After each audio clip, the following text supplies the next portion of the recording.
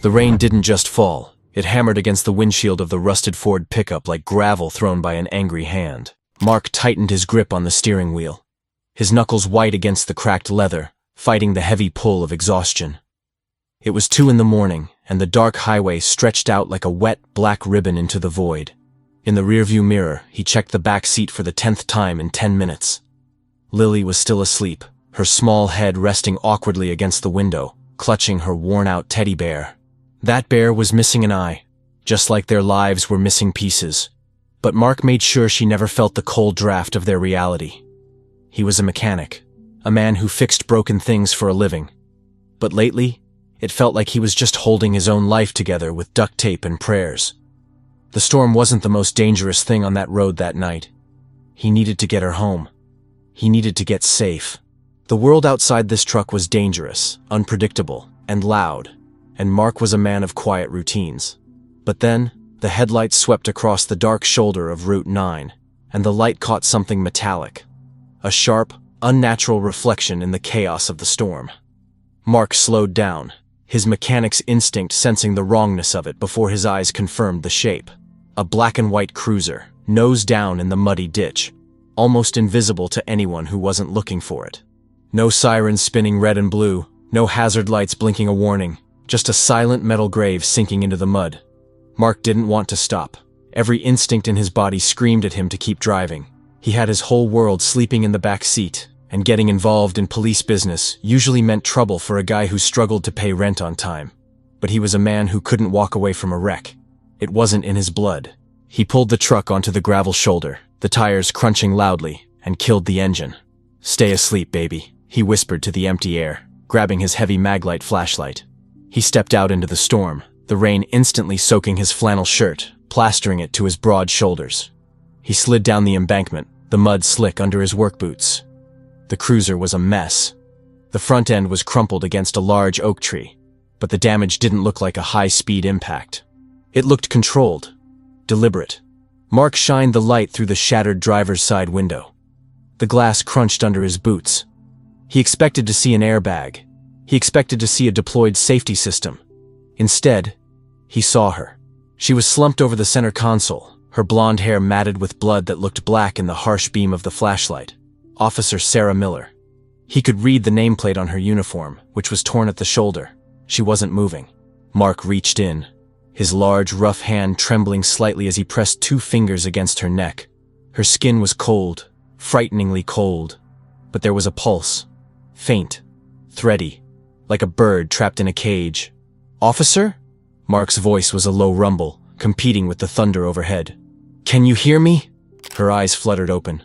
They were blue, piercing, and filled with a terror so raw it made Mark take a step back. She didn't look at him like a savior. She looked at him like he was the Reaper. She scrambled backward, pressing herself against the passenger door, a groan of agony escaping her lips as she clutched her side. "Please," she gasped, her voice wet and broken. Don't finish it."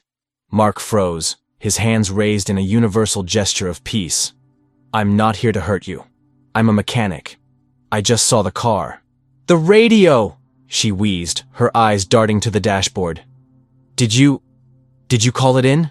"Not yet," Mark said, confused. "I was about to call 911. "No!"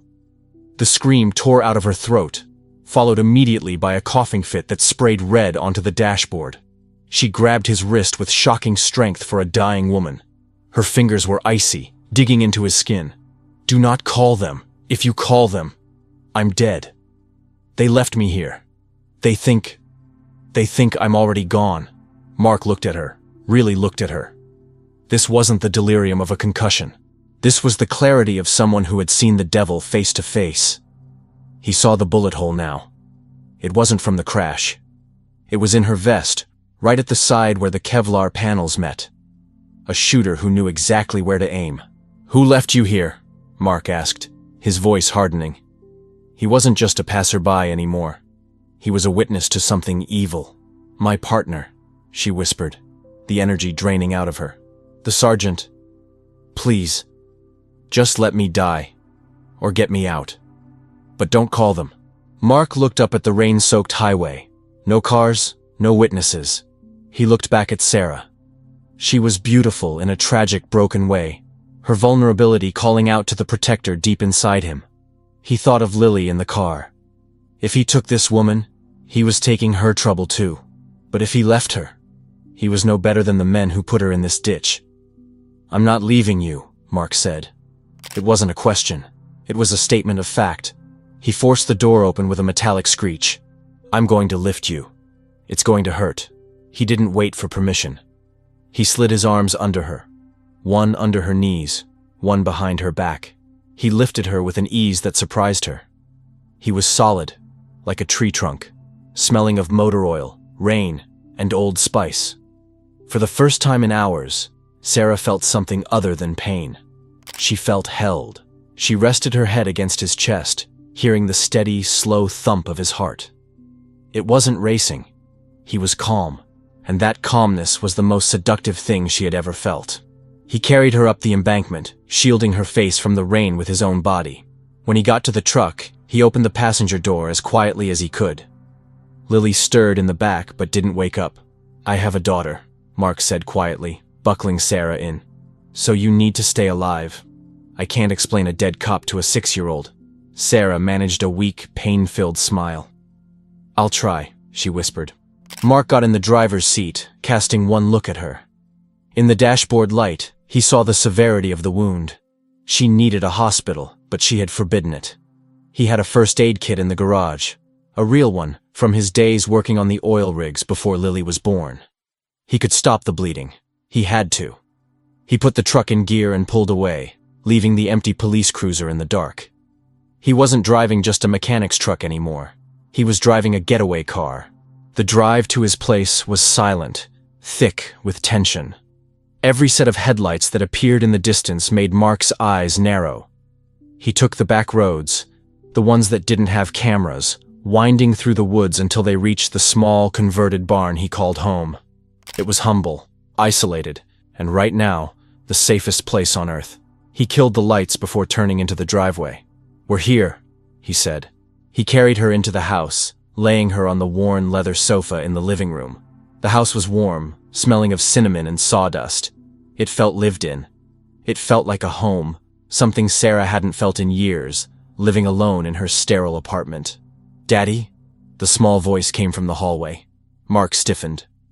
Lily was standing there, rubbing her eyes, clutching the bear. She looked at the woman on the couch, bleeding onto her father's favorite blanket. Mark didn't panic.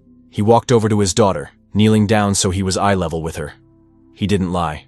"Lily, honey, this is Sarah. She got hurt in the storm. Daddy is going to fix her up, just like I fixed the cars. But it's a grown-up job, okay? I need you to be my brave girl and go back to bed. Can you do that for me?" Lily looked at Sarah. Sarah, through the haze of pain, looked back at the child. She saw the love in the girl's eyes for her father. She saw the absolute trust. "Is she a princess?" Lily asked, pointing at Sarah's blonde hair. Mark looked back at Sarah. Even with the blood, even with the mud, there was a regal dignity to her. "Yeah, baby. She's a warrior princess. And she needs to sleep." Mark kissed Lily's forehead and sent her back to her room. When he returned to the living room, he had his trauma kit open. He knelt beside the sofa. "I'm going to have to cut your shirt," Mark said, his voice gentle but firm. "I need to see the wound." Sarah nodded, her defenses completely shattered. As his rough hands carefully cut away the fabric, his knuckles grazed her skin. His touch wasn't clinical like a doctor's, but it wasn't invasive either. It was reverent. He cleaned the wound with focused intensity, his brow furrowed. He was so close she could feel his breath. "You're lucky," he murmured, applying pressure. "It went through. Missed the gut, missed the spine. But you've lost a lot of blood." "Why?" Sarah whispered, her hand instinctively reaching out to touch his arm. "Why are you doing this? You don't know me. I could bring a war to your doorstep." Mark paused, his hand covering hers for a brief second. The heat between their palms was instant, a spark in the cold room. "My wife. She died on a road like that 3 years ago. Nobody stopped for her. I promised myself, if I ever saw someone alone in the dark, I'd stop. I don't care who's chasing you, Sarah. In this house, you're safe." Sarah looked at him, tears finally spilling over. She had spent 10 years in the force trying to be one of the boys, trying to be tough, hardening her heart. And here, bleeding on a stranger's couch, a mechanic with grease under his fingernails was showing her what a real man looked like. "Thank you," she breathed.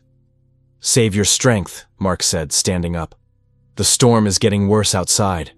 And tomorrow we have to figure out how to keep you alive when the sun comes up." Mark walked to the window, peering out through the blinds. The rain was washing away their tracks, but it couldn't wash away the truth.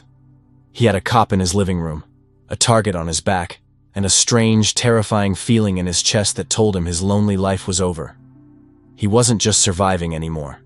He was protecting. And for a man like Mark, that was the only way to live. Before we continue the story, please tap the like button, subscribe to the channel, and tell me in the comments which city or state you are watching from today. Morning arrived not with sunlight, but with a gray, heavy, bruised sky. Inside the converted barn, the smell of brewing coffee and frying bacon battled the metallic scent of blood. Sarah woke with a gasp, her hand flying to her side. The pain was a sharp, hot knife twisting in her ribs. She wasn't alone. A pair of big brown eyes were staring at her from over the edge of the coffee table. Lily was watching her, holding a plate of toast. "Daddy says you need to eat," the girl whispered, sliding the plate closer. "He says warriors need fuel." Sarah tried to sit up, but a fresh wave of dizziness slammed her back against the cushions. She gritted her teeth, refusing to cry out in front of the child. Before she could answer, the front door opened, bringing in a gust of cold, wet air. Mark stepped in, wiping grease from his hands with a red rag. He looked tired. He hadn't slept. He had spent the night in a chair by the window, watching the driveway with a shotgun across his lap. He walked over to the couch, his heavy boots silent on the rug. He placed a hand on Sarah's forehead. The touch was cool, firm, and undeniably intimate. "You're burning up," he said, his voice low. "My patch job isn't holding. You need stitches. Real ones." "No hospital!" Sarah rasped, gripping his wrist. "Mark, please. The moment I enter a system, I pop up on their grid. My sergeant. He controls the dispatch. He'll know." "I know," Mark said. He looked at her wound, then at her eyes. He made a decision. "Lily, go get your coloring books. Go to your room and close the door. Daddy has to make a phone call." When Lily was gone, Mark pulled a burner phone from his pocket. "I'm not calling the hospital. I'm calling Elias." "Who is Elias?" "He lives 2 miles down the creek. Retired combat medic. Does veterinary work now because he hates people. But he owes me." "Money?" Mark shook his head. "No. 3 years ago, his truck died in the middle of a blizzard. It was the only way he could get to the nursing home to see his wife before she passed. I hiked out there, towed it back, and rebuilt the transmission in the snow. I didn't charge him a dime. He got to say goodbye to her because of me. He won't talk." 20 minutes later, a battered Jeep rolled up the driveway. Elias was a scarecrow of a man, skin like leather, carrying a weathered medical bag. He didn't ask questions. He just looked at the uniform on the floor, the blood on the couch, and Mark's grim face. "Kitchen table," Elias grunted. "Better light." Mark scooped Sarah up again. This time, she didn't fight it. She wrapped her arm around his neck, burying her face in the crook of his shoulder. He smelled like safety. He placed her gently on the sturdy oak table. The procedure was brutal, but efficient. Elias worked with fast, steady hands, cleaning the jagged entry wound and stitching the torn flesh. Sarah cried out once, her body arching in pain. "Almost done," Elias muttered some time later, tying off the final suture. He taped fresh gauze over the site and stepped back, wiping his hands. "She's tough, lucky too. Another inch to the left and we'd be digging a hole, not sewing a patch." Elias packed his bag. He stopped at the door and looked at Mark. "I saw the news on the way over, Mark." The room went deadly quiet. "They're saying a rogue officer robbed a drug bust," Elias said, his voice flat. "Shot her partner and took off with the cash. They have a manhunt running from the state line to the coast." Sarah let out a choked sob. "They're framing me. I didn't take anything. I found them taking it."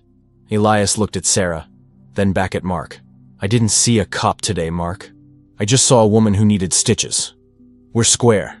He left, the door clicking shut. The house settled into a fragile quiet. Mark stayed standing for a moment, as if his body hadn't realized the emergency had paused. He looked at Sarah on the couch, pale, stitched, alive. "You know what scared me most back there?" Sarah said softly. Mark turned. "The blood loss?" She shook her head. "No." Waking up and realizing no one was coming. Not backup, not my partner, not the system I trusted. Her voice wavered. "I've pulled people out of wrecks. I've told families help was on the way. And when it was my turn, I was already written off." Mark leaned against the counter, absorbing that. "I wasn't afraid of dying," she continued. "I was afraid of disappearing. Like my life would end in a ditch and no one would even argue about it." Mark exhaled slowly. "That's how my wife died." Sarah looked at him, startled. "Not the crash," he clarified. "The disappearing part. She was alive when the ambulance finally showed up. But by then, she wasn't really here anymore." His jaw tightened. "I remember thinking, if someone had just stayed with her, she wouldn't have been alone when it mattered." Silence stretched between them. Sarah swallowed. "When I saw your daughter in the hallway, I realized something." She hesitated.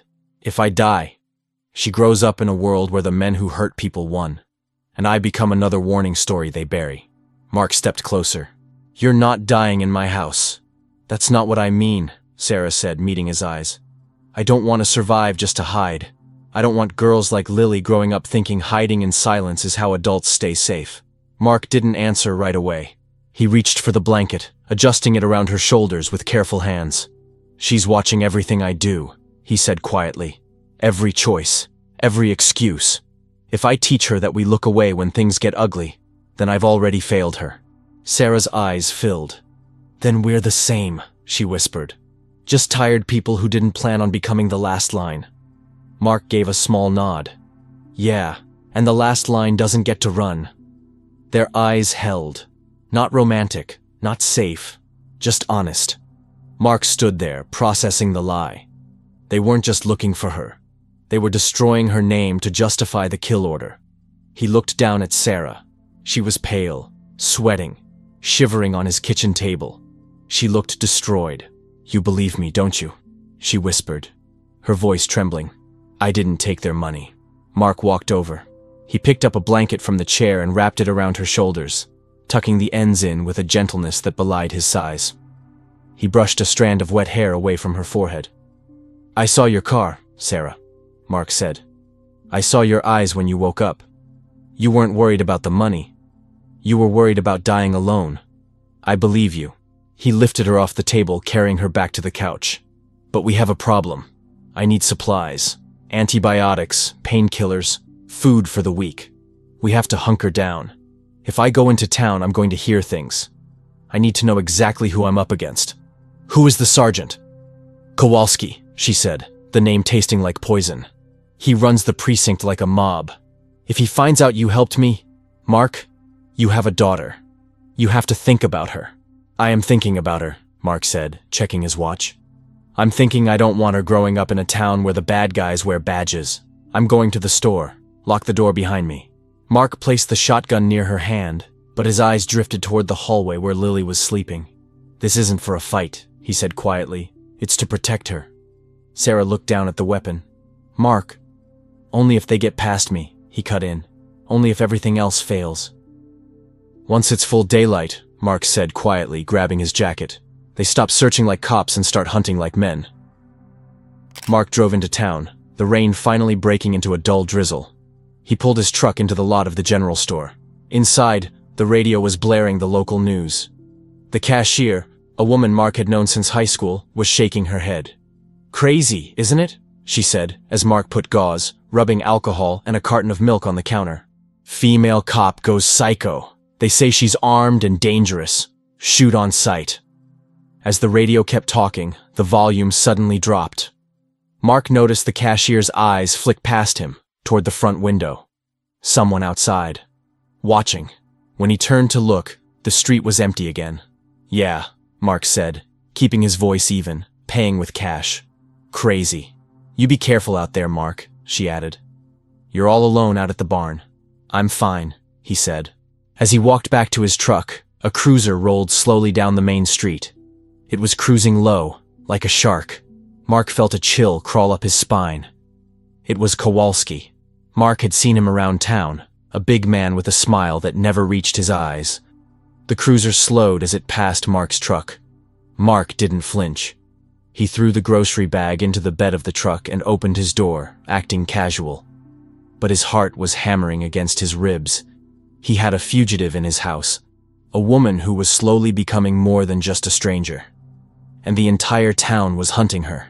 Mark got in, started the engine, and gripped the wheel. He had a choice. He could drive to the station, turn her in, and claim he found her. He'd be a hero. He'd be safe. He looked at the passenger seat where she had bled yesterday. He remembered the way she squeezed his hand while Elias stitched her up. He remembered the trust in her eyes. Mark put the truck in gear and turned left, toward the barn. Toward the danger. He wasn't just saving her life anymore. He was staking his own on the belief that she was worth it. Mark drove the old Ford like it was a part of his own body, drifting around the muddy bends of the back roads. His eyes darted to the dashboard clock every 10 seconds. Time was the only currency that mattered now. He didn't drive to the house. He drove to the edge of his property, cut the engine, and coasted the last 100 yards in silence. The silence of the woods was heavy, oppressive. "Listen to me," Mark said, turning to Sarah. His voice was low, devoid of panic. "I called the state police from the road. They are coming, but we are 20 minutes from the highway. Kowalski is 5 minutes away." "I didn't give them your name," Mark added. "I reported armed officers threatening a civilian and a child. That's all they needed." "I can't stay here," Sarah said, reaching for the door handle. "If they find me here, they kill us both. If you run, they hunt you like a deer," Mark said, grabbing her wrist gently but firmly. "This is my ground. I know every inch of it. We hold the line here." He hurried them inside. The routine was terrifyingly efficient. He moved Lily first, carrying her to the reinforced pantry in the kitchen. He put her noise-canceling headphones on her ears and handed her a tablet. "High score, Lil," he whispered, kissing her forehead. "Don't come out until I open the door, promise me." "Promise," she whispered. Mark locked the heavy oak door. He turned to Sarah. "The loft in the garage. There's a gap between the hay bales and the wall. You can see everything, but they can't see you. Take your phone. Record everything." Sarah hesitated, gripping the ladder. "And the gun?" Mark shook his head. "Not now. If you bring that into this, they win." He met her eyes, unblinking. "You only use it if they try to reach Lily. Not before. Mark, you can't face them alone. They're killers." "I'm not facing them alone," Mark said, his eyes hard. "I'm buying time. Go." He watched her climb the ladder, wincing in pain, but moving fast. Once she was hidden, Mark walked to the center of the garage. He didn't arm himself. He picked up a rag, dipped it in oil, and started wiping down a disassembled transmission. He slowed his breathing. Heavy. Immovable. The sound of tires crunching on gravel came 3 minutes later. 2 cruisers. They didn't park politely. They skid to a halt, blocking the exit. Car doors slammed. Kowalski walked in first. He was bigger than Mark expected, a wall of muscle and bad intent, flanked by Deputy Lewis, a younger man with nervous eyes and a hand already on his holster. Mark didn't look up. He kept scrubbing the gear. "Afternoon," Mark said. His voice was flat, bored. "You got a lot of nerve, mechanic," Kowalski said, stepping into the garage. The air temperature seemed to drop. "Deputy Lewis says he saw blood in your truck." Mark finally looked up. He didn't blink. "Deer.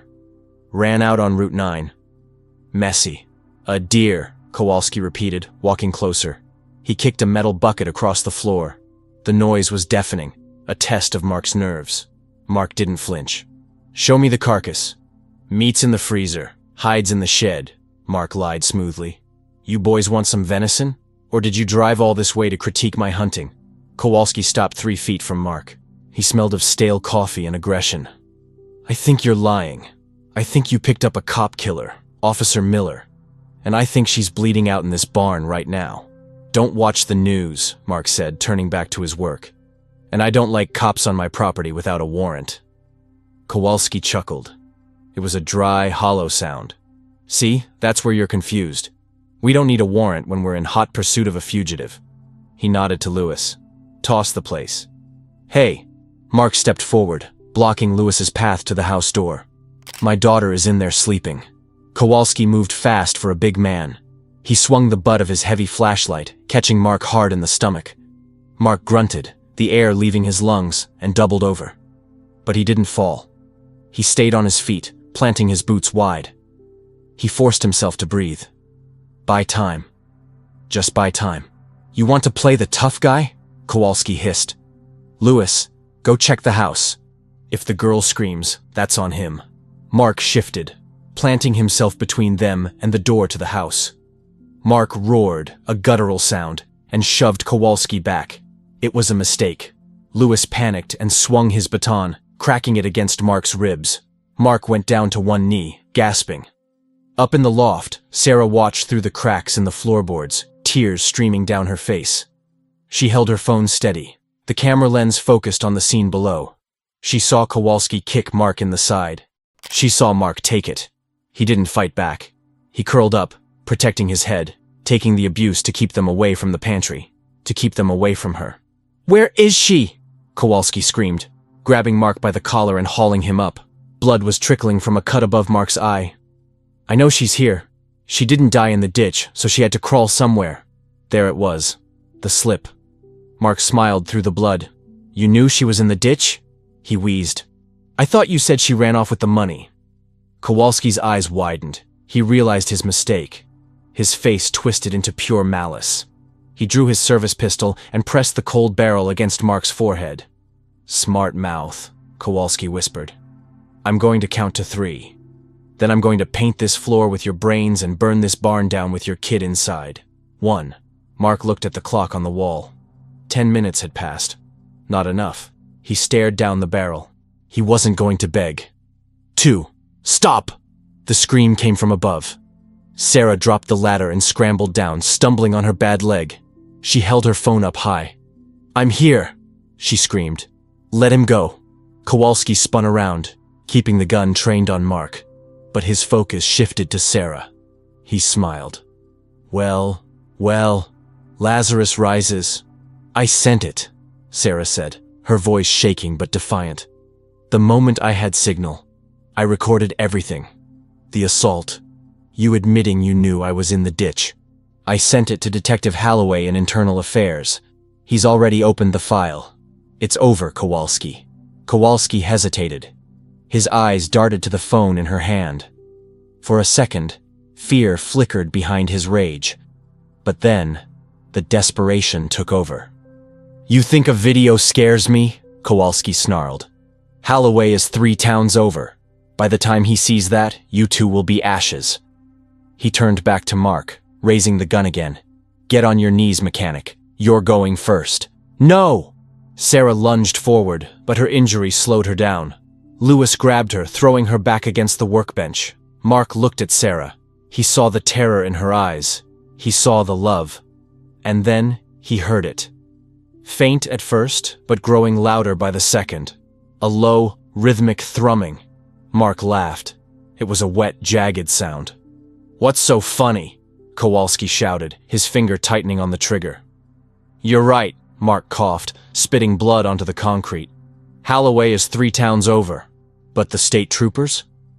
Mark pointed to the open garage door. They're right there. Kowalski spun around just as the world exploded in noise. 4 state police interceptors roared into the driveway, drifting into a fan formation that blocked the exit completely. Their doors flew open in unison. 6 troopers leveled AR-15s at the garage. State police, drop the weapon, drop it now. The amplified voice hit Kowalski like a physical blow. He froze. He looked at the troopers, then back at Mark. He realized the trap hadn't been the video. The trap was the time. Mark hadn't been fighting to win. He had been fighting to wait. Drop it, Mark said softly. Or die. Your choice. Kowalski's hand shook. The gun clattered to the floor. 6 months later, the autumn air was crisp, smelling of dried leaves and wood smoke. The small town was quiet, but it was a different kind of quiet now. The corruption had been cut out. Kowalski was awaiting trial, and the department was being rebuilt from the ground up. Mark stood on the porch of the barn, drinking coffee. His ribs didn't ache anymore when it rained. The bruises were gone. But the memory of that day was etched into the wood of the garage. A cruiser pulled up the long driveway. Not a black and white. A sheriff's vehicle. Sarah stepped out. She looked strong. The uniform fit her differently now. She wasn't wearing it to prove herself to the boys. She was wearing it because she was the law in this county. She walked up the steps, her boots loud on the wood. She didn't say anything at first. She just looked at him. At the man who had bled for her. The man who had stood between her and the abyss. Rough shift? Mark asked, handing her his coffee mug. Paperwork. She smiled, taking a sip. It never ends. The screen door banged open. Lily ran out, wearing a plastic sheriff's badge pinned to her sweater. "Mom!" Lily yelled. The word hung in the air. It wasn't an accident. It wasn't a slip. Sarah crouched down, opening her arms, and Lily slammed into her, hugging her tight. Sarah closed her eyes, burying her face in the girl's hair. When she looked up at Mark, her eyes were shining. "I'm home," she mouthed. Mark smiled. He walked over, wrapping his large arms around both of them.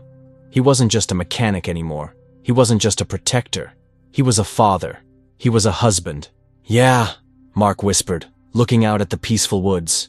"You're home." Real heroes don't wear capes. They endure. If this story touched your heart, please subscribe and comment hero below. I will heart the best comments.